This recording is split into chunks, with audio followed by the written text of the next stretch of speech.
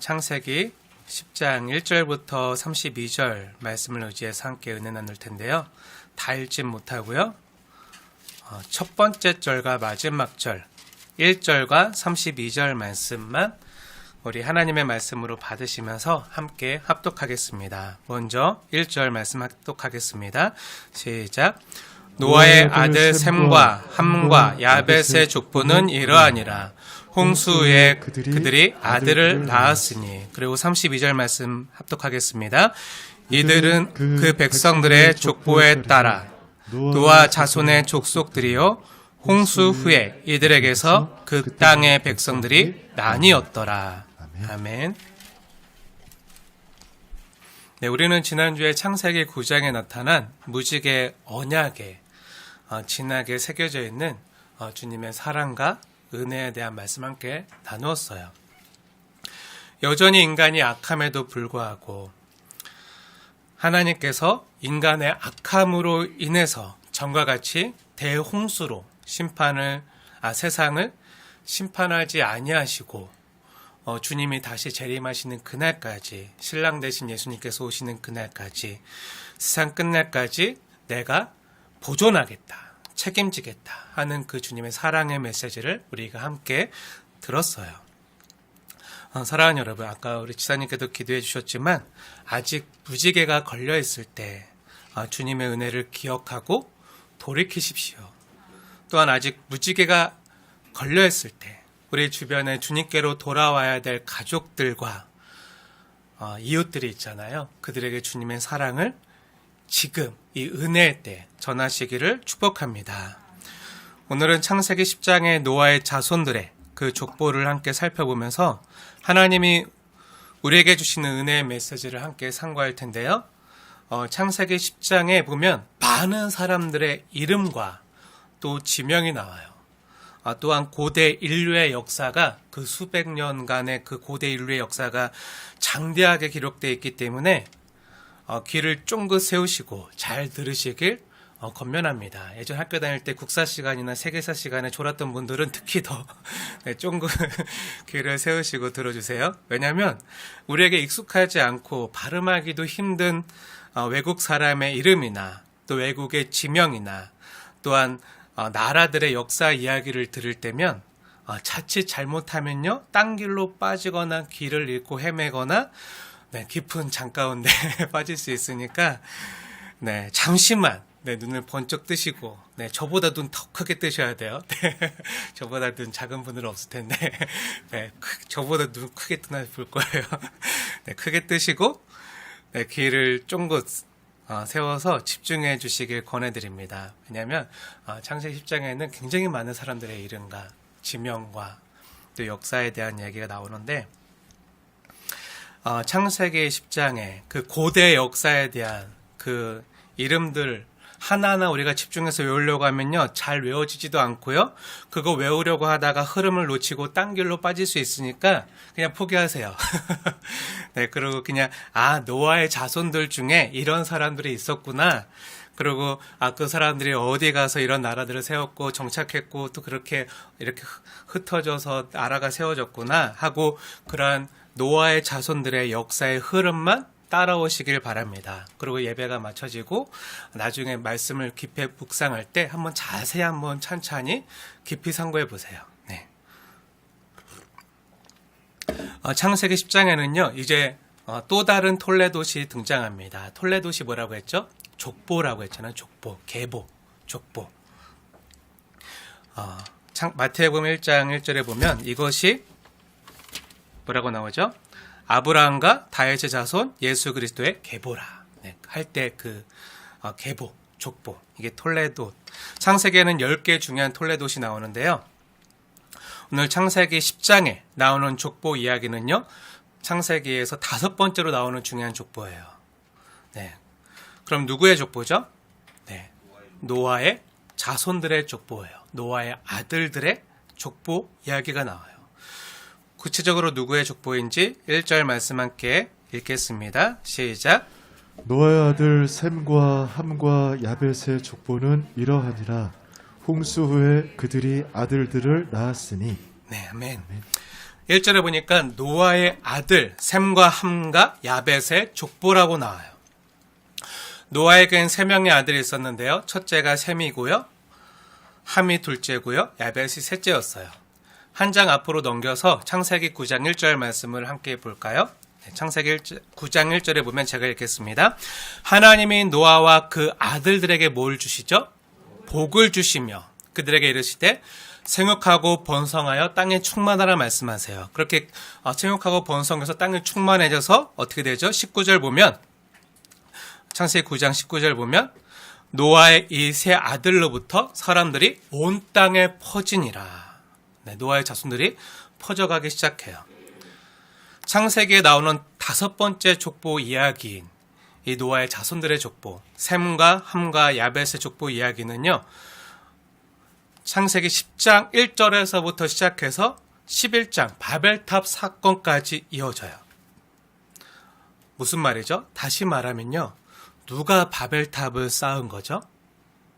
네, 이 노아의 자손들이 하나님의 은혜를 입고 구원함을 입은 이 노아의 자손들이 하나님의 그 말씀을 믿지 못하고 내가 세상 끝날까지 너희를 보호하겠다, 지키겠다.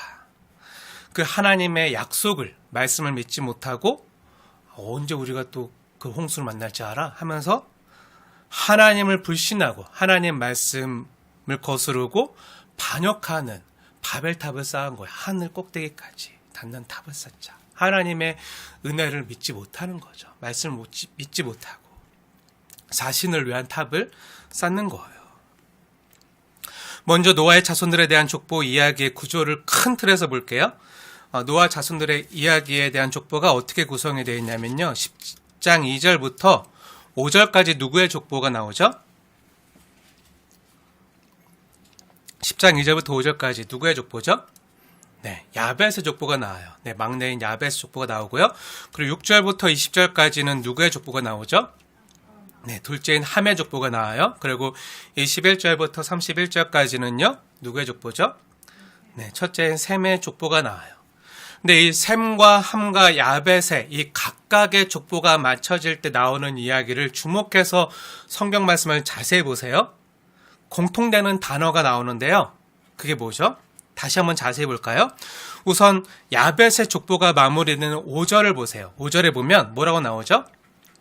제가 읽겠습니다. 자세히 보세요. 각기 언어와 종족과 나라대로 바닷가의 땅에 머물렀더라. 그러니까 야벳은요, 섬나라로 흩어져요. 바다가 있는 섬나라로 흩어지고요. 또 20절 함의 족보를 보세요. 20절 이들은 함의 자손이라.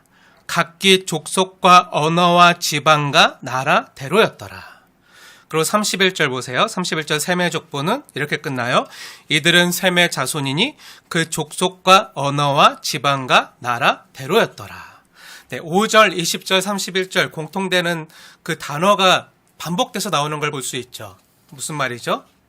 공통되는 단어가 뭐죠? 네, 각기 족속과 언어와 지방과 나라대로 나뉘었다는 표현이 나와요. 근데 한 장 넘겨서 창세기 11장 1절을 보세요. 뭐라고 기록되어 있죠? 창세기 11장 1절 뭐라고 기록되어 있죠? 함께 읽어볼까요? 1절 말씀 시작. 온 땅의 언어가 하나요? 말이 하나였더라. 네, 분명히 10장에서 그 족속과 언어와 지방과 나라대로 나뉘었다고 하는데 11장 1절은 뭐라고 나오죠? 온 땅의 언어가 하나요? 말이 하나였더라.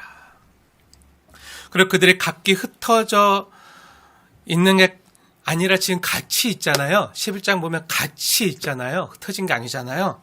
11장 6절 말씀 보세요. 11장 6절 말씀. 여호와께서 이르시되 이 무리가 한 족속이요. 각기 다른 족속이 아니라 뭐라고요? 한 족속이요. 언어도 각기 다른 언어가 아니라 하나였더라 라고 얘기하잖아요. 10장에서는 각기 다른 족속이고 다른 언어로 흩어졌다고 하는데 오늘 11장 보니까 한 족속이고 언어도 하나고 지금 함께 있잖아요. 이 무리가 한 족속이잖아요. 어떤 족속이죠? 노아의 족속이죠. 노아 자손의 족속. 언어도 하나예요. 그럼 우리는 이것을 보고 무엇을 알 수 있죠? 네, 이 창세기가 순서대로 쓰인 게 아니라는 걸 알 수 있어요. 이 창세기의 순서가 창세기 10장 다음에 11장 바벨탑 사건이 기록되어 있지만 사실은 노아 자손들은 원래 한 족속이었고요. 언어도 하나였는데 그 후에 노아의 자손들이 하나님께 반역해서 바벨탑 사건을 통해서 하나님이 그들을 벌하시고 그들을 각기 족속과 언어와 나라별로 흩으신 것을 알 수가 있어요. 그럼 언제 흩으셨을까요? 언제 그들이 흩어졌죠? 언제인지는 정확히 알 수 없지만 추정해 볼 수 있는 근거와 내용이 기록되어져 있는데요. 언제 흩어졌는지 추정해 볼 수 있는 말씀이 나와요. 창세기 10장 25절 보세요. 창세기 10장 25절. 창세기 10장 25절에 보시면 그 셈의 족보가 쭉 이어지는 가운데 에벨은 두 아들을 낳고 하나의 이름을 뭐라고 짓죠? 벨렉이라 하였으니 그때 세상이 나뉘었다라고 이야기해주고 있어요. 아마 이때 바벨탑 사건이 있었고요. 이때 각 나라와 족속과 언어대로 나뉘어졌을 거라 추정해 볼 수 있어요. 이걸 통해서 무엇을 알 수 있죠? 네, 창세기 10장과 11장은 시간순이 아니라 10장의 이 노아의 자손들 족보 이야기 안에, 그러니까 10장이 큰 틀이에요. 이 10장의 노아 자손들의 족보 이야기 안에 11장 바벨탑 사건 이야기가요 포함되어 있는 거예요. 그러니까 지금 노아 자손들의 족보 이야기가 11장까지 쭉 이어지고 있는 거예요. 그 이야기, 족보 이야기 안에 바벨탑 사건이 들어가 있는 거죠. 다시 노아의 자손들의 족보 이야기의 구조를 볼게요. 10장에 노아의 세 아들인 야벳과 함과 셈의 순서로 족보가 나오다가 11장에서 바벨탑 사건이 나타나고요. 그러고 나서 또 누구의 족보가 나오죠? 네, 누구의 족보가 나오죠? 11장에 11장 10절부터 누구의 족보가 나오죠? 셈의 족보가 나와요. 네, 10장에는 야벳과 함과 셈의 족보가 나오다가 바벨탑 사건이 끝난 다음에는 야벳과 함의 족보는 안 나와요. 셈의 족보만 나와요. 왜 그럴까요? 그렇게 셈의 족보가 이어지다가 셈의 후손으로, 셈의 자손으로 27절에 누가 나오죠? 누구의 족보가 또 나오죠? 중요한 족보인데요. 데라의 족보는 이러하니라 하고 셈의 자손으로 데라의 족보가 나와요. 그 데라의 족보 가운데 누가 나오죠? 네, 데라의 아들인 아브라함이 처음 나와요. 아브라함이 이렇게 등장하는 거예요. 그리고 12장에서 하나님이 아브라함을 복의 근원으로 부르시는 이야기가 나오는 거예요. 복이 되라고 부르시는. 아브라함을 통해서 온 땅이 복을 받는 이야기가 이제 나오는 거예요. 바벨탑 사건과 아브라함의 이야기는요, 다음에 살펴보기로 하고요. 오늘 우선 10장에 나타난 노아의 자손들의 이야기를 보다 깊이 상고하기 원하는데요. 10장에 보면 몇몇 중요한 사람들의 이름을 볼 수가 있어요. 그 10장에 그 노아 자손들의 족보를 쭉 보다가 보면 계속 이름만 열거되다가 갑자기 이름만 나오는 게 아니라 이름 말고 이름 옆에 이 이름에 대한 자세한 설명이 붙은 몇몇 소수의 사람들의 이름을 볼 수가 있어요.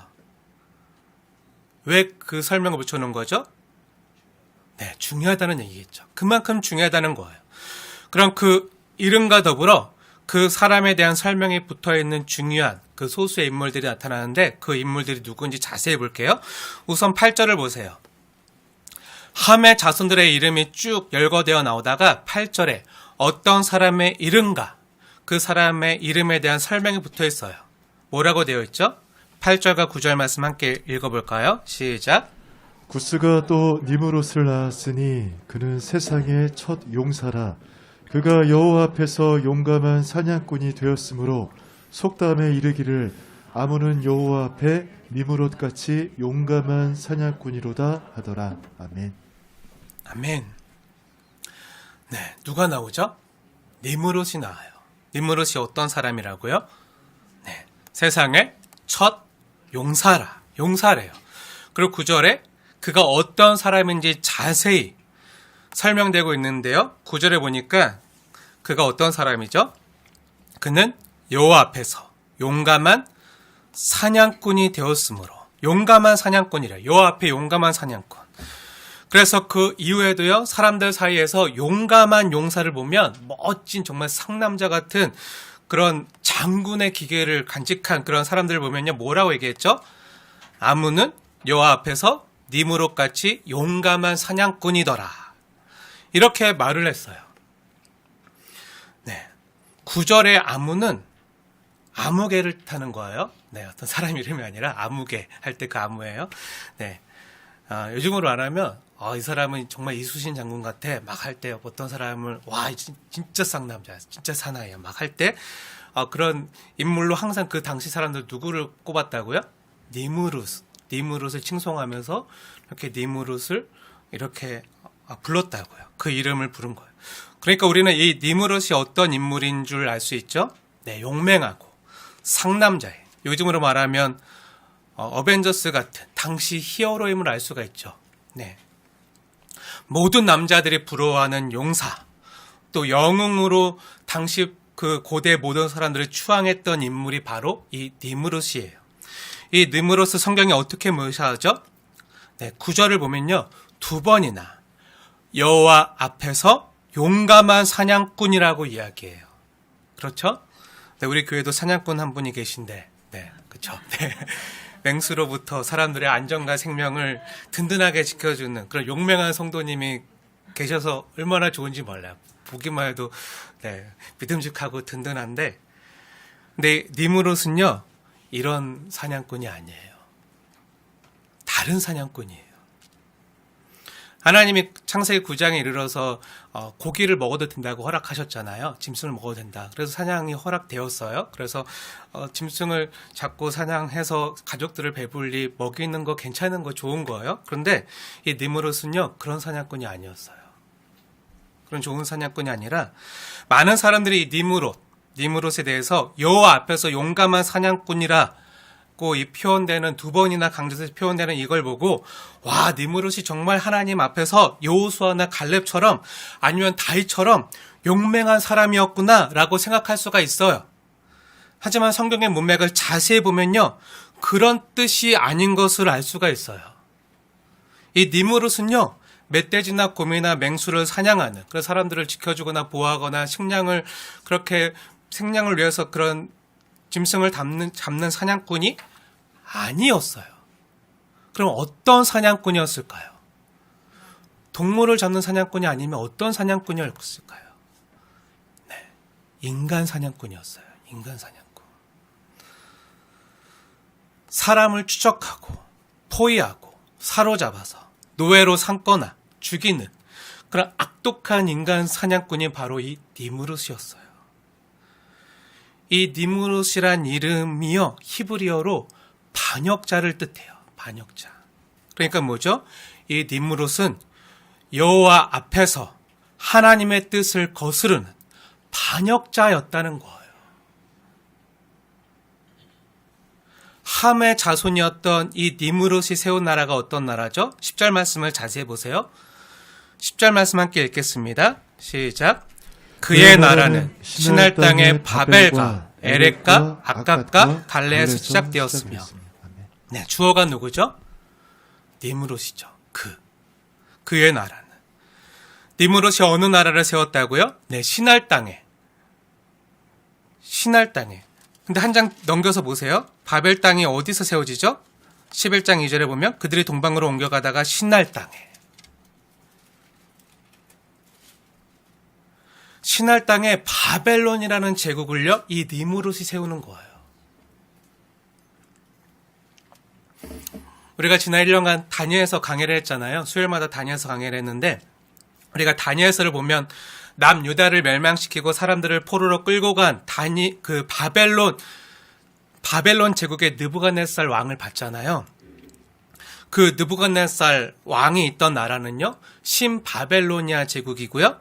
여기에 니무롯이 세운 나라는요, 고대 바벨로니아 제국이에요. 그러니까 바벨론 제국의 그 원형이었던 고대 바벨론 제국. 우리가 세계사 시간에 고대 바벨로니아 제국, 중기 바벨로니아 제국, 또 다니엘서의 배경이 되는 신바벨로니아 제국에 대해서 아마 세계사 시간에 들어보신 분들도 계실 텐데, 처음 이 땅에 하나님을 대적하는 인간의 제국을 세운 그 대표적인 인물이요, 바로 이 함의 자손이었던 니무롯인 거예요. 우리가 11장에 가면 바벨탑이 어디에 세워지죠? 방금 봐서 알지만 신할 땅에 세워지잖아요. 그 바벨탑을 쌓았던 문명이요 바로 이 니무롯이었어요. 그때 그 사람들이 뭐라고 얘기하죠? 우리가 탑을 쌓아서 하늘에 닿자. 그리고 우리 이름을 내자. 우리 이름이 누구죠? 자기 이름이죠. 니무롯의 이름을, 자기 권력자의 이름을 내자고 얘기하는 그 대표적인 그런 사람이었어요. 니무롯이 고대 바벨론 제국만 세웠나요? 아니죠. 11절 보세요. 11절 말씀 자세히 보세요. 제가 읽겠습니다. 그가, 니무롯이죠. 그가 또 뭘 세우죠? 그 땅에 아수르로 나아가 니느웨와 르호보딜과 갈라와 및 니느웨와 갈라 사이에 레센을 건설하였으니 이는 큰 성읍이라. 큰 도시를 건설해요. 그리고 또 어느 나라를 세우죠? 네, 아수르 제국을 세워요. 아수르를 세우는 거예요. 고대 아수르 제국을 세운 사람이요, 이 니무롯이에요. 여러분 성경에 보면 북이스라엘 나라가 어느 나라의 침입을 받아서 멸망하게 되죠? 기원전 722년에 어느 나라의 침입을 받아서 멸망하죠? 북이스라엘이? 네, 아수르 제국에 의해서 멸망당하잖아요. 네, 우리가 세계사 시간에는 아시리아라고 배웠어요. 철기 문명을 앞세우고 이스라엘을 멸망시킨 그 아시리아가 이 아수르 제국이에요. 그러니까 뭐죠? 네, 이 니무롯이 세운 나라가요. 함의 자손이 세운 나라가 북이스라엘을 멸망시킨 아수르고요. 또 남유다를 멸망시킨 그 바벨론 제국이라고요. 그리고 또 어떤 나라를 세웠죠? 14절 말씀을 보세요. 이 함의 자손이었던 니무롯이 또 어떤 나라를 세웠죠? 제가 읽겠습니다. 계속 막 이 땅에 제국과 나라를 세우다가 14절 보면 바드루심과 가술로임과 갑도림을 낳았더라. 그 가술로임에게서 누가 나왔죠? 블레셋이 나왔더라. 블레셋. 굉장히 많이 봤죠? 네, 사무엘 상하, 열왕기 상하, 역대 상하에 보면 계속 이스라엘을 공격하고 침략하는 그 블레셋. 블레셋이 어디서 나왔다고요? 네, 이 니무롯으로부터 나왔다고요. 블레셋이 남쪽으로 내려와서 그 고대 아수르, 그 바벨로니아 제국에서 내려와서 남쪽으로 내려와서 지금 가나안 땅, 팔레스타인 지역에 머물면서 이때부터 지금까지 이스라엘 백성과 오늘날까지도 끊임없이 분쟁하며 싸우고 있잖아요. 이 니무롯이 바로 그 바벨론 제국과 아수르 제국과 블레셋을 세운 자이고 또 이들의 조상인 거예요. 근데 성경을 자세히 보시면 10절에 그의 나라는 또 11절과 12절의 주어가 누구죠? 네, 그가 건설하였으니 여기서 그는 누구죠? 네, 니무롯이죠. 니무롯이 주어예요. 그러니까 무슨 말이죠? 니무롯이 세운 나라, 사람이 세운 제국, 인간 제국을 뜻하는 거예요. 그리고 인간 제국이 하나님께 반역하고 바벨탑을 쌓는 거예요. 그리고 10장과 11장의 노아 자손들의 족보 이야기가 맞춰지고 이제 어떤 이야기가 시작되죠? 네, 사람이 자신의 힘과 폭력의 방법으로 사람을 죽이고 무릎 꿇리고 노예 삼아서 짓는 탑이 바벨탑인 거예요. 그렇게 세우는 인간 나라와 인간 제국의 이야기가 나오는 거예요. 근데 12장에 가서 그 사람이 세우는 도성, 사람이 쌓는 그 나라가 아니라 이제 어떤 나라가 나오게 되죠? 12장에 가서 하나님이 은혜로 세우시는 하나님 나라의 이야기가 하나님이 부른 하나님의 백성이었던 아브라함을 통해서 하나님 나라 이야기가 새롭게 펼쳐지는 거예요. 나중에 이 니무롯은요, 자신이 세운 그 나라와 세상 제국의 신으로 등극해요. 고대 바벨로니아 제국의 전쟁의 신, 그 아수르 제국이 섬겼던 그 전쟁의 신의 이름이 뭔지 알아요? 니누르타. 신의 이름이에요. 그들이 고대 사람들이 섬겼던 그 신의 이름이 니누르타인데 니무롯의 이름인 거예요. 니무롯을 신으로 섬기는 거예요. 자신이 하늘에 닿을 만큼 막 다 정복하고 다 사람들을 노예 삼고 다 자기 힘 앞에 권력 앞에 다 무릎 꿇히고 나서 사람이 이제 하찮잖아요. 우습잖아요. 다 자기를 섬기고 자기 앞에 무릎 꿇는 사람들로 그 니무롯이 뭐라고 했냐면 나를 섬겨. 내가 신이야. 너의 생사 여탈권은 내가 가지고 있어. 하면서 자신을 섬기라고 자신을 신으로까지 자기 자신을 추앙하고 그렇게 신으로 등극하는 일이 나타나요. 어리석은 인간의 역사를 보면요. 이 고대 바벨로니아 제국이나 아수르 제국이나 그것뿐만 아니라 이집트 제국 역시 거대한 제국을 힘과 폭력으로 장악한 사람들이 그 사람들을 지배하기 위해서 사용한 수단이 뭐죠? 난 너희와 달라. 난 너희와 똑같은 사람이 아니야. 나는 신이야. 나는 신의 아들이야. 하면서 자신을 신으로 높여서 추앙하게 만들잖아요. 똑같은 인간이고 피조물이면서도 난 사람이 아니라니까, 난 너희와 다르다니까 하면서 자신을 신으로 만드는 거예요. 전쟁의 신이나 니무르타처럼, 전쟁의 신이나 아니면 이집트의 그 파라오처럼 태양의 아들, 신의 아들인 것처럼 자기 자신을 높여서 사람들로 하여금 높이게 만들어요. 즉 뭐죠? 네, 사람이 신이 되고자 하는 거죠. 자기의 이름을 나타내고자 하는 거예요. 사람들이 왜 바벨탑을 쌓죠? 창세기 11장 4절에 보면 성읍과 탑을 건설해서 그 탑 꼭대기를 하늘에 닿게 하여 우리의 이름을 내자고 하잖아요.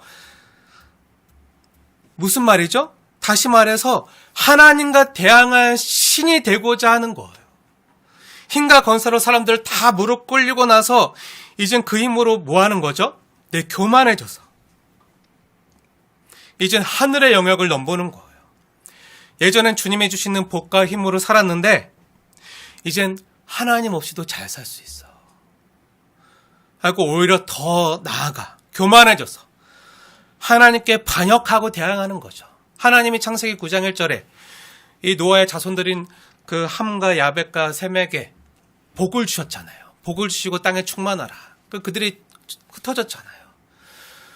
하나님 주신 복으로 생육하고 번성하고 농사 지으는 것보다 잘 되고 막 부를 얻고 막 잘 되고 나서 어떻게 했죠? 먹고 살만해지니까 이제 유흥을 찾고 막 사람들을 막 노예 삼고 막 자기 쾌락과 만족을 위해서 막 사람들을 이용하고 막 그 힘을 더 쌓고 하다가 어떻게 되죠? 하나님 주신 복으로 하나님이 주신 복에 취해서 하나님을 반역하는 자리까지 나가는 거예요.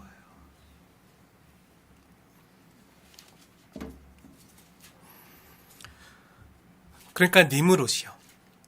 여호와 앞에서 용감한 사냥꾼이더라 라는 이 표현은요. 다윗처럼 여호수아처럼 갈렙처럼 여호와 앞에서 용맹한 용사라는 뜻이 아니라 무슨 뜻이죠? 네. 오히려 반대죠. 여호와 앞에서 용감하게 하나님께 대들고 반항하고 반역한 인간 살해자라는 뜻이에요. 하나님의 뜻을 거스리고 하나님의 반역한. 그래서 우리가 그냥 성경을 읽을 때는 그냥 오해할 수 있어요. 그래서 하나님께서 말씀의 수정자로 저 같은 말씀 사역자를 세워주시는 거예요. 바르게 우리가 그냥 한 문장만 보는 게 아니라 한 절만 보는 게 아니라 문맥을 통해서 하나님이 우리에게 어떤 말씀하시는지 깨달아야 되거든요. 그러한 인간들이 사람들이 세운 세상 제국이 바벨탑 사건 이후에 온 세계 땅으로 각기 다른 족속과 다른 언어와 나라로 하나님을 흩어지는 거예요. 이 역사가 고대 제국의 역사예요. 고대 제국들의 분열과 전쟁과 반역에 대한 역사의 기록이 바로 창세기 10장의 노아 자손들의 족보 이야기예요. 많은 나라와 이름들이 나오잖아요. 이렇게 흩어졌더라. 세계전쟁. 몇몇 혹자들은요. 함은 흑인종의 조상이고 야벳은 황인종의 조상이고 셈은 백인종의 조상이고 그래갖고 함은 흑인이기 때문에 노예가 돼서 백인들의 그 노예로 막 이렇게 얘기하는데 아니에요. 네, 그건 너무 일반화시키고 너무 단편적으로 하는 거고요. 함의 자손이요. 물론 구수이기 때문에 물론 흑인도 있었지만요. 그 당시 그 바벨로니아 제국, 아수르 제국을 지배했던 그 중동에 있는 그 사람들이었어요. 다 일편적으로 황인종, 흑인종, 뭐 백인종 이렇게 나누는 게 아니에요. 제 가까운 저희 사촌 누나도 지금 하와이에 사는데 남편분이 한국인이세요. 그 제 사촌 누나니 그분도 한국인이겠죠. 한국인과 한국인이 결혼해서 새 아이를 낳았는데 첫째와 둘째는 한국 사람처럼 저 닮은 그 엄마 아빠를 닮은 황인종인데 셋째는요 백인으로 태어났어요. 신기하죠. 네, 피부가 하얘요. 이게 불가능한 게 아니라 우리가 생물 시간에도 배웠지만 가능한 일이에요. 가능한 일이에요.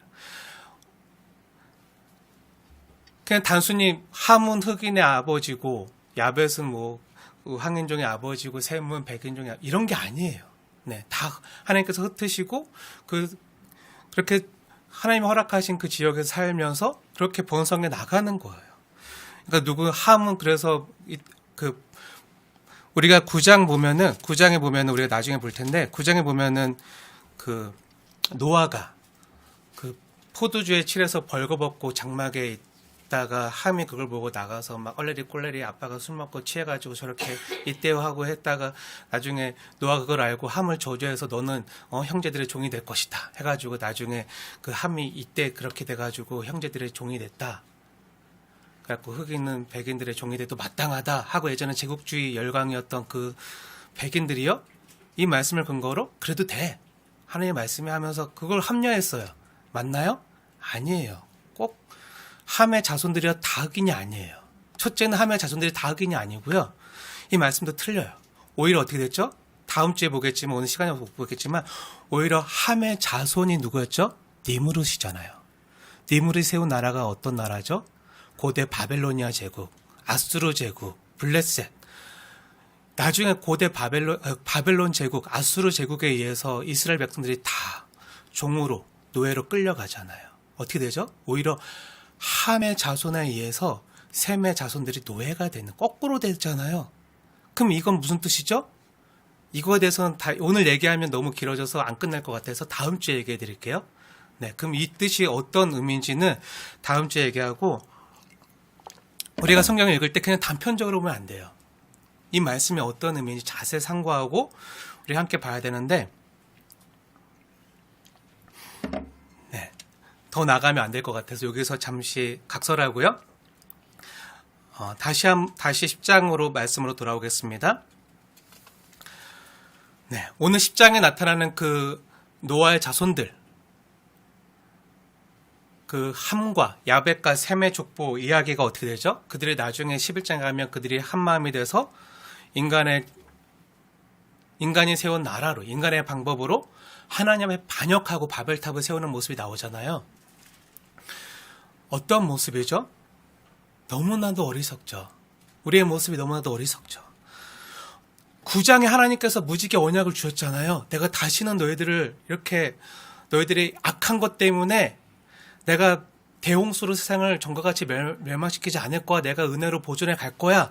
세상 끝날까지 내가 너희를 지킬 거야. 이렇게 약속해 주셨는데도 불구하고 하나님의 은혜를 너무 쉽게 저버리고 하나님의 말씀을 믿지 못하고 하나님의 은혜와 보호를 믿지 못하고 뭐 하고 있죠? 사람의 방법대로 자신의 이름을 냈고 내 이름을 내자 하면서 또 하늘 꼭대기까지 닿고 자기 살 길을 찾아서 하나님 없이 살 수 있어. 내 방법대로 해도 하나님 없이 내가 잘 살 수 있어. 오히려 하나님 이름 안에서 하나님의 은혜와 보호를 받으면 사는 거 지켜. 간섭하지 말고 내 방법과 내 힘과 내 능력으로 봐봐. 내 밑에 나를 섬기고 나를 이렇게 추앙하는 사람들 얼마나 많은지 알아? 하면서 내가 했어. 하면서 내 이름을 냈고 하나님 이름 말고 내 이름을 냈고 하면서 하나님과 반역하는 사람들의 이야기가 10장부터 11장까지 쭉 나오고 있는 거예요. 근데 얼마 전에 무지개가 뜨기 바로 전에 하나님께 반역했던 사람들이 대홍수 심판을 받은 것을 그들이 보았잖아요. 들었잖아요. 이제 가인의 후손도 다 죽고요. 또 말로만 하나님을 믿는다 하면서 실제로는 세상 제국을 따르던 그 정욕에 취해가지고 정욕에 의해서 사람의 딸들을 취한 사람들도 다 죽고 이제 노아와 그 가족만 남았잖아요. 노아의 방주에 타고 있던 그 8명의 사람만 구원을 얻었잖아요. 이제 모든 것이 깨끗하게 물로 다 씻기고 정화되고 새로운 역사가 이 땅에 시작되었잖아요. 그럼 어떻게 해야 되죠?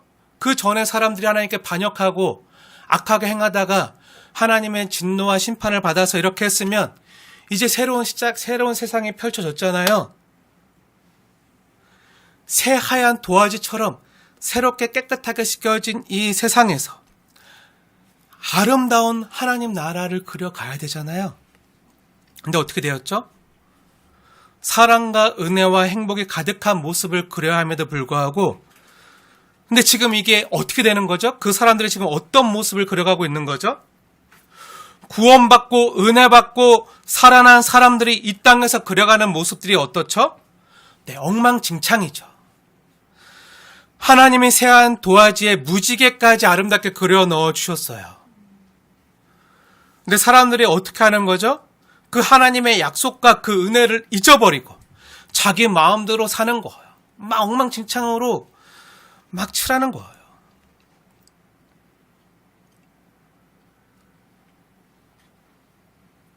하나님이 창세기 9장 1절에 노아와 그 아들들에게 복을 주셨잖아요. 생육하고 번성하도록 하셨잖아요. 노아와 그 가족들이 이제 나와서 농사 짓고 먹고 살 수 있도록 햇빛과 비를 주시고 포도나무를 심어서 포도 열매도 주셨잖아요. 근데 노아가 지금 어떻게 하고 있죠?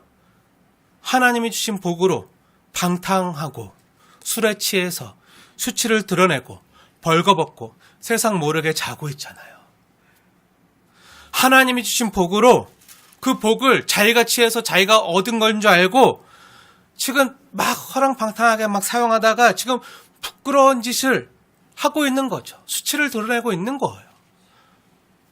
이제 하나님이 정말 새롭게 아름답게 창조하려는 세상이면 그 전과 다르게 해야 되는데 어떻죠? 여전히 악한 거예요. 사람이 어려서부터 행하는 모든 마음의 계획이 어려서부터 악한 거예요. 그 마음의 계획이 악하다. 그 마음이요. 원어를 보면 체질이라는 뜻이 체질. 마음의 중심, 전인격, 체질이 어려서부터 악하다는 거예요.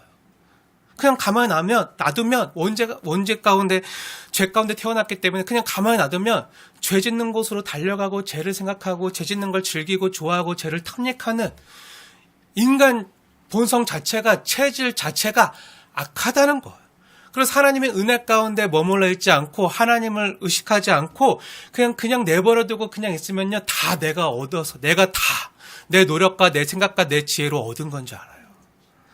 그래서 하나님이 주신 복으로 어떻게 되죠? 하나님이 주신 복 때문에 망하는 거예요. 이스라엘 백성들이 하나님 주신 복으로 망했잖아요. 하나님 주신 복으로 지금 술 취하고 방탕해서 부끄러운 짓을 하고 있는 거예요. 우리가 지난주 보았던 노아 언약에서 기억해야 될 것이 하나 있는데요. 하나님이 방주에서 나온 노아가 제단을 쌓고 제물을 드릴 때 그 노아와 그 가족들에게 뭐라고 말씀하셨죠?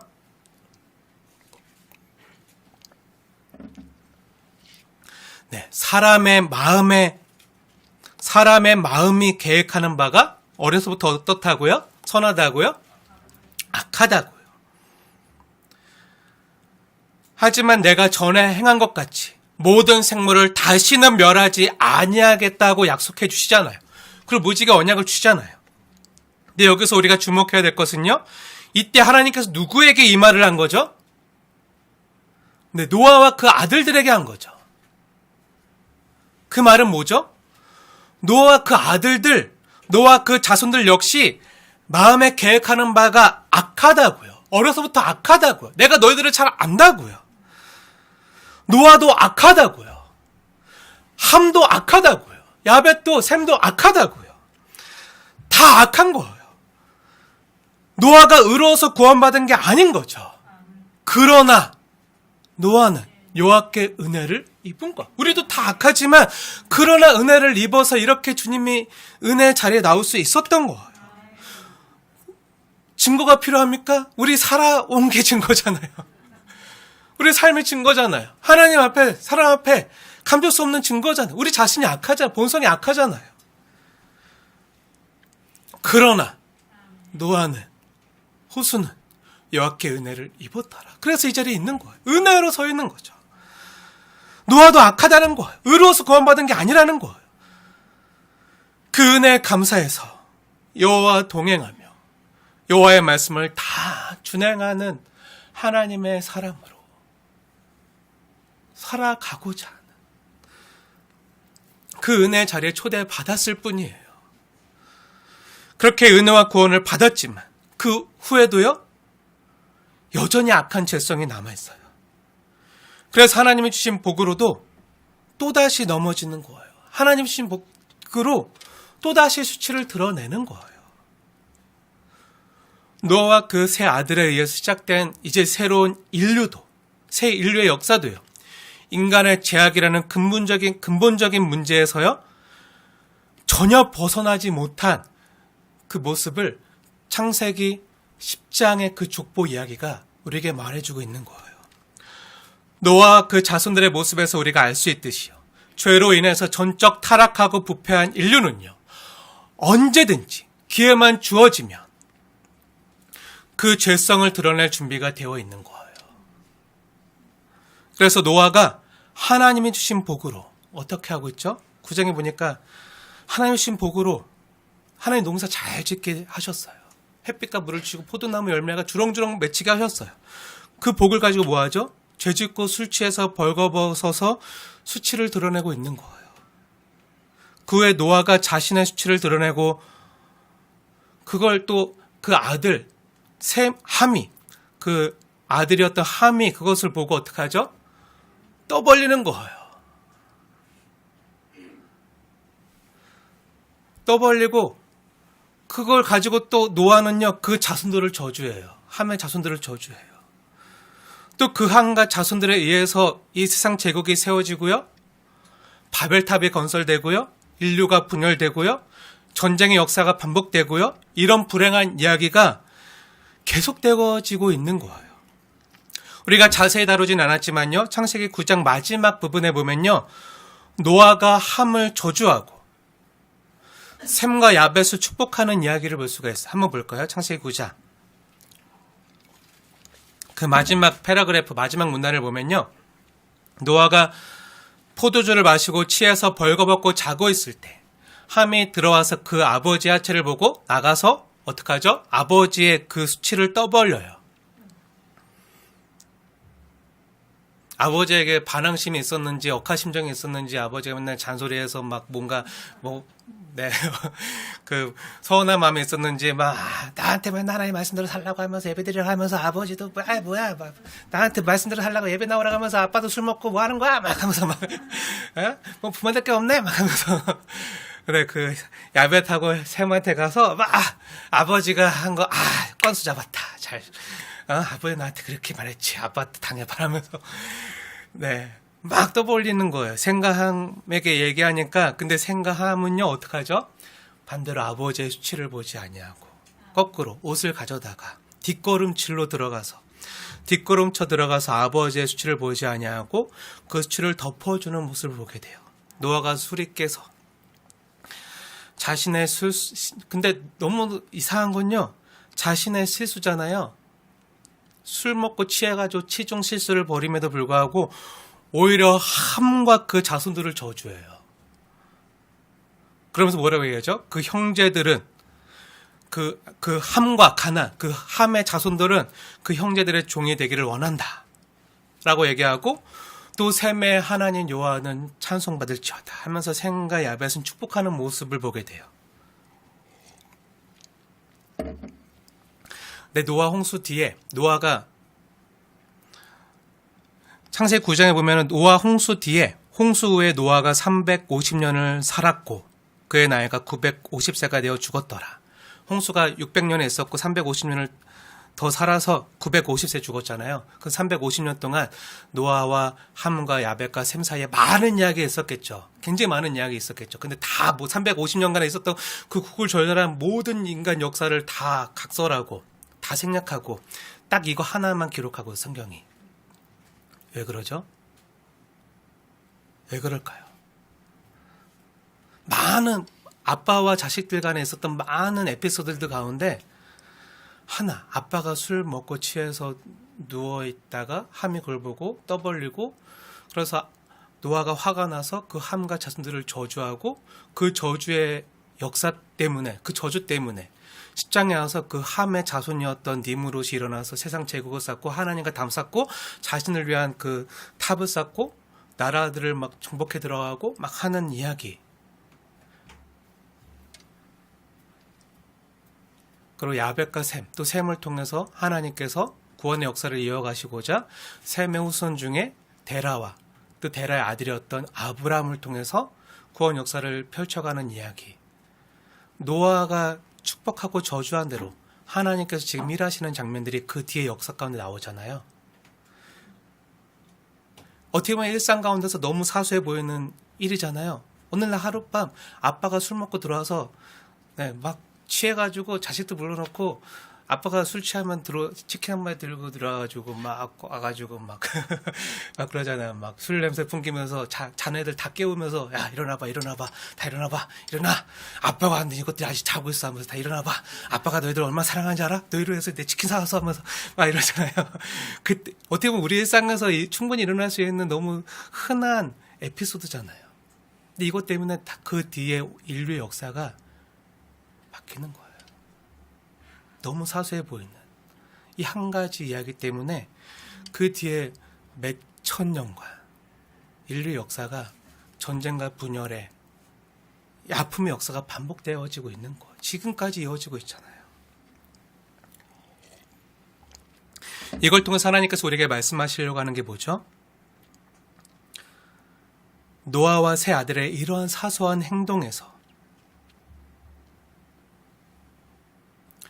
하나님을 믿는 백성들이 어떻게 하나님께 반응해야 되는지를 알려주시는 거예요. 너무 사소해 보이는 행동이지만요.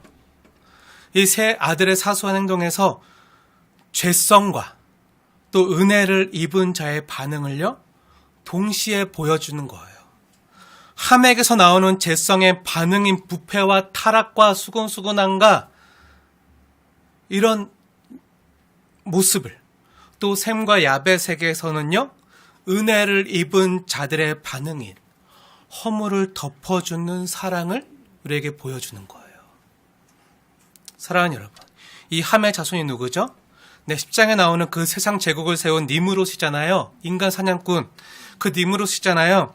또 이들이 중심이 되어서 바벨탑을 세우잖아요. 하나님께 반역하잖아요. 그뿐만 아니라 다른 사람들을 노예로 삼고 쳐들어가고 전쟁과 분열을 반복하는 모습을 보이잖아요. 지금까지 그것 때문에 지금까지 인류의 역사가 너무 슬프고 아프고 전쟁이 반복되고 있잖아요. 어떤 모습이죠? 하나님의 은혜를 잊고 하나님과 상관없이 인간적인 방법으로 살아가려고 하는 인간의 제된 모습이 함과 그 자손들의 모습을 통해서 이 땅에 나타나고 있는 거예요. 하지만 창세기 10장과 11장에 나오는 이 족보 이야기 가운데 바벨탑 사건 다음에 누구의 족보가 다시 등장하죠? 셈의 족보가 다시 등장하는데요. 하나님께서 이 셈의 자손들 중에서 아브라함을 부르시고 아브라함과 아브라함의 자손을 통해서 땅의 모든 족속이 복을 받는 하나님 나라 이야기를 새롭게 펼쳐 가시는 거예요. 노아가 자녀들을 축복하고 저주하는 창세기 9장의 이야기지만 사실 이 이야기는요. 하나님께서 노아의 입술을 통해서 앞으로 되어질 일들을 예언하시고요. 대언케 하시는 거예요.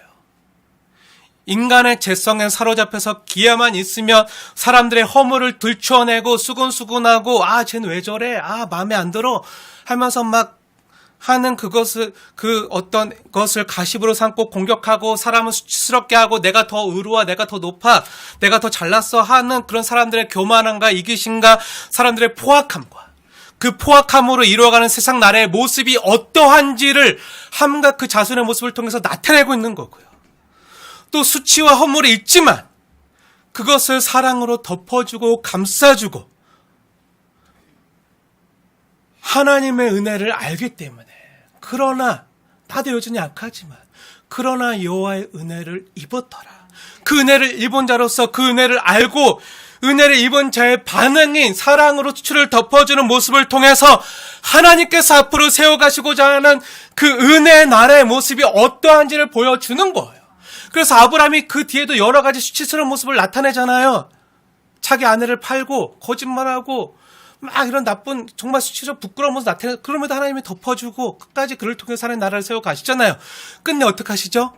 예수님께서 십자가에서 우리의 모든 허물과 죄와 수치를 덮어주시고 하나님의 은혜의 나라를 세워가시는 거예요. 노아는요. 이 함과 야벳과 셈의 모습을 통해서 하나님이 자기를 어떻게 대하셨는지 하나님이 앞으로 세워가려고 하시는 나라가 어떤 건지를 보고 깨닫게 된 거예요. 그래서 노아는요 자신의 허물과 수치를 덮어주었던 셈과 야벳의 모습을 통해서 나 역시 어려서부터 항상 마음이 악했는데 그러나 내가 여호와께 은혜를 입었지. 은혜를 입어서 살아났지. 죽을 수밖에 없는 죄인이었는데 은혜를 입어서 살아났지. 은혜를 입어서 죄악 거물이 덮어졌지. 그 은혜의 반응이 샘과 야벳을 통해서 또다시 내 허물이 덮어지는구나. 이 은혜를 다시 자녀들을 통해서 경험하고 그 사랑의 흔적을 노아는 알고 있었던 거예요. 이 모습을 샘과 야벳의 모습을 통해서 보고 또 하나님께서 이 샘과 야벳을 통해서 이 나라를 이 세상을 복되게 하실 것이구나. 그것을 알고 이 샘에게 축복한 거예요. 샘의 여호와 하나님을 찬양합니다. 샘의 하나님을 찬양합니다. 그리고 하나님께서는요, 그 샘의 후손 아브라함과 다윗과 예수 그리스도를 통해서 하나님 나라의 이야기를 새롭게 써 나가시는 거예요. 사랑하는 여러분, 아담과 하하가 하나님께 반역하고 범죄하여 자기가 벌거벗은 것을 알고 수치스러워서 부끄러워서 어떻게 했죠? 무화과 나뭇잎으로 치마를 만들어 입었잖아요. 자기 스스로 그 부끄러움을 가리려고 했어요. 하지만 햇빛이 내리쬐니까 어떻게 되죠? 금방 말라서 시들고 없어지는 거예요. 그래서 하나님께서 어떻게 하셨죠? 친히 찾아오셔서 그 에덴 동산 가운데 친히 찾아오셔서 짐승을 잡아서 짐승을 죽여서 피를 흘려서 그 짐승의 희생으로 가죽옷을 만들어서 범죄한 아담과 하하에게 입혀 주셨어요. 그게 하나님 아버지의 마음이에요. 아버지의 마음이에요. 허물을 덮어주는 사랑의 마음이죠. 자신의 자녀들이 잘못했어요. 하나님의 말씀을 어겼어요. 불순종했어요. 반역했어요. 그런데 불구하고 자신의 자녀들의 잘못까지 끌어안고 책임지는 사랑을 보여주시는 거예요. 마음 아프지만 그냥 둘 수 없어서 가죽옷을 입혀 주시는 거예요. 사랑하는 여러분, 우리는 이 노아와 아들들의 이야기를 통해서 무엇을 느낄 수 있죠? 우리를 향한 하나님 아버지의 마음을 느낄 수 있어야 돼요. 그게 뭐죠? 덮어주는 사랑이에요. 덮어주는. 우리 대신 피를 흘리고 대가를 치르더라도 우리의 수치를 드러내지 않고 오히려 자신이 죄가 되어 그 모든 수치와 죄와 허물을 다 짊어지고 감당하고 작아지신 사랑, 그 덮어주고 감싸주신 그 사랑, 그 사랑을 느낄 수 있어야 돼요. 사랑하는 여러분, 권면하고 축복합니다. 허물을 드러내지 마십시오. 우리 옆에 있는 사랑하는 지체나 가족이나 이웃의 허물을 드러내지 마시고 사랑으로 품어주십시오. 아무리 힘들어도요, 특히 가족의 수치를 드러내지 마세요. 가족의 수치, 특히 부모님의 수치를 드러내지 마세요. 우린 다 알잖아요. 우리 부모님의 연약함과 나약함 다 알잖아요. 우리 부모님이 나를 가장 잘 아는 것처럼 우리도 부모님을 알잖아요. 근데 드러내지 마세요. 답답하고 억울해도요, 부모님께 상처를 받고 억울한 일을 당하고 부모님 때문에 정말 못 살겠어도요, 사람에게 알리지 마세요. 함처럼 드러내지 마세요. 그냥 주님 앞에 가지고 나가세요. 주님 앞에 가지고 나가서 기도하시고 주님이 사랑으로 돌이키게 해달라고, 덮어달라고. 그리고 기도해 주세요. 그 사랑을 영혼을 위해 기도해 주세요. 만약에 내가 이렇게 힘들게 어렵게 고통스럽게 이렇게 했는데 하나님은 은혜 주셔서 이 부모님이 이런 부모님께 이렇게 상처받고 힘들게 자랐음에도 불구하고 하나님이 은혜 주셔서 나를 여기 있게 하셨습니다 라고 간증하시고 싶거든 간증 안 하시는 게 은혜입니다. 네, 무슨 말인지 아시나요? 저도 너무 연약하고 죄송하고 이 말씀 앞에서 많이 회개하고 제 자신을 돌이키고 하나님 앞에 만약에 부모님의 수치와 허물을 드러내면서 하나님의 영광을 자랑하려고 하고 간증하려고 하는 게 있다면 간증 안 하는 게 은혜구나. 간증 안 하는 게 하나님의 뜻이구나. 물론 여러분이 부모님께 상처받고 억울하고 힘든 거 누구보다 하나님이 잘 아세요. 근데 정말 힘들잖아요. 너무 고통스럽고 정말 숨조차 안 쉬어질 때 있잖아요. 부모님뿐만 아니라 형제들이나 자녀들 때문에 힘든 거 있잖아요. 누군가에게 털어놓지 않고는 답답하고 억울해서 말 안 하고서는 막 정말 속 터질 것 같은 거 있잖아요. 주님 앞에 먼저 나가시고 그 영혼을 위해서 기도하시고 그래도 안 되면 저에게 찾아오세요. 저에게 찾아오셔서 이르기 위해서 찾아오지 마시고요. 기도해달라고 찾아오세요. 그 영혼을 위해서 기도해달라고. 부모님을 위해서 기도해달라고. 자녀를 위해서 기도해달라고. 형제들을 위해서 기도해달라고 찾아오세요. 너무 답답하시거든 찾아오세요. 주님 앞에서만 말하겠습니다. 저 역시 주님 앞에서만 말하고 간구하겠습니다. 다른 사람들에게 찾아가서 쏟아놓지 마세요. 덮어주세요. 허물을 가려주세요. 그렇다고 오해하지 마시기를 바랍니다. 죄를 방조하거나 방임하라는 게 아니에요. 그 죄에 동참하라는 게 아니에요. 분명히 잘못한 게 있으면 책임을 져야 돼. 그게 특별히 정말 잘못하는 거라면 방조하면 안 돼요. 동참하면 안 돼요. 하지만 죄를 짓는 모습을 아파하고 안타깝게 여기지만 정죄하거나 비난하는 것만이 아니라 나와 상관없어. 너 왜 그렇게 살아? 하면서 정죄하거나 비난하기 위한 목적이 아니라 정말 온전한 하나님의 사람이 되도록 그 영혼을 돌이키기 위해서 그 영혼을 품고 기도하시는 가운데 스스로 정말 하나님 앞에서 또 사람 앞에서 회개함으로 돌이키면서 간증하기 전까지는 그 사람이 간증하기 전까지는 여러분이 대신 그 사람이 말하기 전에 먼저 앞서서 얘기하지 마세요. 허물이나 수치를 드러내지 마세요. 오히려 그 영혼이 하나님 앞에 온전히 구비된 모습으로 온전해질 수 있도록 안타까워 여기면서 눈물로 그 영혼을 위해서 기도하면서 끌어안으시면서 끝까지 책임지는 그 사랑의 모습을 보여주세요. 우리 주님께서 하셨던 것처럼. 근데 여기에는 대가가 따라요. 우리 주님께서 십자가에서 대가를 치르셨듯이 허물을 덮어주는 데는요, 누군가의 대가가 필요합니다. 누군가 대신 눈물을 흘리고 누군가 대신 피를 흘리고 우리 주님이 우리 대신 그러셨잖아요. 하지만 그것을 감내하는 사랑이요, 여기 있습니다. 세상엔 없어요. 세상엔 없어요. 하지만 하나님 안엔 있습니다. 사랑이 여기 있나니. 하나님은 사랑이시니라. 사랑은 모든 것을 덮어주고 감싸주고 견디고 하나님의 사랑 안에 있습니다. 이 하나님의 사랑을 받은 자, 은혜를 받은 자, 그 샘을 통해서 또 노아는 자신의 모습을 통해서 또 자신의 허물이 덮어지는 것을 샘을 통해서 보고 이 샘의 하나님을 찬양하면서 그 샘의 자손으로 오는 아브람과 다윗의 자손으로 오신 예수 그리스도를 통해서 하나님 나라가 세워지는 것을 보고 그것을 지금 대언하고 말하는 거예요. 은혜를 입은 자만이 은혜를 나눠줄 수 있는 거예요. 사랑하는 여러분, 여러분의 집에 아마 다 쓰레기가 있을 거예요. 그렇죠? 쓰레기 없는 집이 없죠. 저희 집이 엄청 많은데 쓰레기 없는 집이 없습니다. 쓰레기가 안 나오는 집이 없습니다. 하지만 신방을 하거나 방문을 할 때 정돈된 집과 정돈되지 못한 집의 차이가 있어요. 성도님들의 집은 다 정말 너무 이쁘게 깨끗하게 정돈이 되어 있어요. 근데 저희 집에 오면요, 정돈되지 못한 모습을 제 방에서 봐요. 네, 그 무슨 차이죠? 네, 다 쓰레기가 있어요. 쓰레기 안 나오는 집이 없어요. 하지만 정돈된 집과 정돈되지 못한 집의 차이는요, 쓰레기가 쓰레기통에 잘 들어가서 그 쓰레기가 안 보이도록 쓰레기통의 뚜껑이 잘 덮여져 있는가, 분리수거가 잘 되어져 있는가, 아니면 분리수거나 쓰레기가 쓰레기통에 들어가지 않냐고 온 방과 거실에 너저분하게 드러나 있는가의 차이죠. 무슨 얘기죠? 네, 깨끗하고 정결한 집과 깨끗하고 정결한 교회의 차이가 바로 여기 있는 거예요. 문제가 없는 가정이 없고요.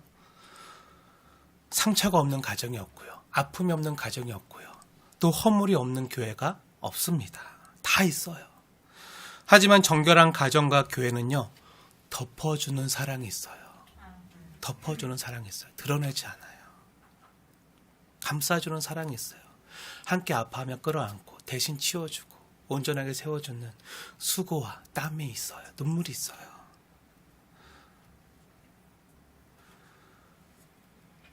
끌어안고 내 문제처럼 여기고 함께 품어주고 채우라며 기도하는 은혜가 있는 거예요. 이게 정결한 교회예요. 이게 정결한 가정이에요. 하나님 앞에 온전한. 완전할 수는 없어요. 예수님이 아닌 이상. 하지만 온전해질 수는 있습니다. 사랑이 있을 때 온전해집니다. 허물과 죄로 죽었던 우리를 사랑하신 예수님의 마음이 여기 있는 거예요. 그 예수님의 마음으로 내 가족을 바라보고 옆에 있는 지체를 바라보고 형제를 바라보고 이웃을 바라보고 그 주님의 마음을 품고 예수님의 사랑을 전하는, 그렇게 그 영혼들이 다시 주님 앞에 와서 회복되어지고. 왜죠? 교회는 죄인들의 공동체잖아요. 주님이 죄인을 찾으러 오셨잖아요. 근데 죄인이 왔는데 너 죄졌어, 죄인이야, 너 죽어 마땅해 막 이러면서 십자가의 수평적인 사랑은 없고 이것만 있으면 네, 창에 대서 찌르기만 하면 교회가 아니죠. 덮어주는 사랑, 치료해주는 사랑, 품어주는 사랑이 교회인 거예요. 여러분의 가정도 교회인 줄 믿습니다. 네, 여러분의 가정도 교회예요. 교회는 건물이 아니잖아요. 주님을 모신 여러분이 교회잖아요. 성전이잖아요. 여러분의 가정도 교회임을 믿으시고 정결한 교회로 그렇게 산 제사로 드려지는 영적 예배가 하나님 앞에 드려지는 그러한 저와 여러분의 복된 가정이 되어지게 주님의 이름으로 축원을 드립니다.